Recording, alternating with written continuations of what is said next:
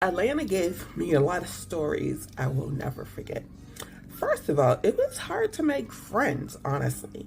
The friends I made were at work. And I started this job. This is the most black people I've seen in a professional environment. The women were not friendly. They were not. The black men were friendly, of course, but the women were not friendly.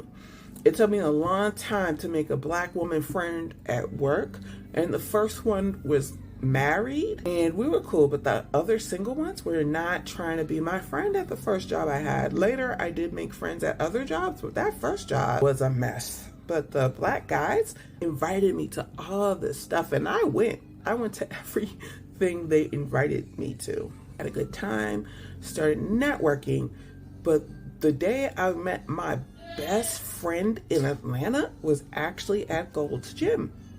So I had bought my townhouse and moved to Gold's Gym. No, I bought my townhouse and I lived close to Gold's Gym. So I started going there. I would always go in the evening. So I see the same people in on the weekends. So this one weekend, I see this girl. I'd never seen her before. She was a plus size girl and she was doing it. And I said, damn, girl, you're doing it. And we get to talking. Now, the funny thing is she told me later, because I had got my eyebrows waxed and I had an allergic reaction to the wax. So it was looking crazy. And she told me later that she was like, what is wrong with that girl's eyebrows, right? But she lives close to Gold's Gym too. So she invited me to a party at her house. The eyebrows were cleared up by the time I got to a party. She knew a lot of people, and I go to the party, we get to talking, we get to being friends. And after that, we'd go everywhere together. She definitely knew the haps of what was happening in Atlanta, and we would go everywhere. I am still in touch with this girl. She doesn't live in Atlanta anymore. So many people do not live in Atlanta anymore.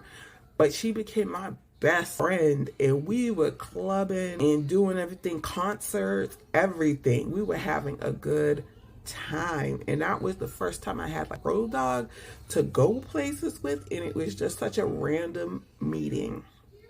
And she would have continuous parties at her house. She had a Thanksgiving for people who weren't going home, so a whole bunch of people that had no family, and we had a good time. And after I found that connection, and she was not married with no kids. That was the key, because if you met someone married, they weren't hanging out as much.